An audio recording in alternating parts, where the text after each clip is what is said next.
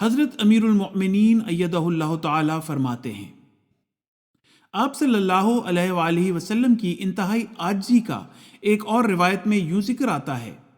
حضرت انس رضی اللہ تعالی عنہ بیان کرتے ہیں کہ ایک شخص نے آ کر حضرت صلی اللہ علیہ وآلہ وسلم کو مخاطب کر کے فرمایا، اے محمد صلی اللہ علیہ وسلم، اے ہم میں سے سب سے بہترین اور اے ہم میں سے بہترین لوگوں کی اولاد اور اے ہمارے سردار اور ہمارے سرداروں کی اولاد۔ آپ نے سنا تو فرمایا کہ دیکھو، تم اپنی اصل بات کہو اور شیطان کہیں تمہاری پناہ نہ لے۔ میں محمد بن عبداللہ ہوں اور اللہ کا رسول ہوں۔ میں نہیں چاہتا کہ تم لوگ میرا مقام اس سے بڑھا چڑھا کر بتاؤ جو اللہ نے مقرر فرمایا ہے۔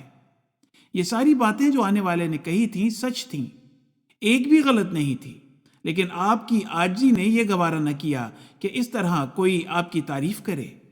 فوراً اسے ٹوک دیا۔ کسی دنیاوی بادشاہ کے دربار میں جائیں، بلکہ کسی عام امیر آدمی کے پاس ہی چلے جائیں، تو جب تک اس کی تعریف نہ کریں اور وہ آپ کی بات سننا نہیں چاہتا۔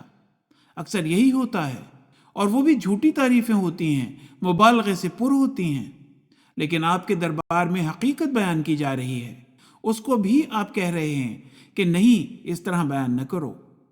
پھر باوجود اس کے کہ آپ صلی اللہ علیہ وسلم کو اپنے اعلیٰ مقام کا خوب علم تھا، لیکن عاجزی کا اظہار اس سے بڑھ کر تھا۔ حوالہ خطبہ جمعہ فرمودہ 11 مارچ 2005، مطبوعہ الفضل انٹرنیشنل 25 مارچ 2005۔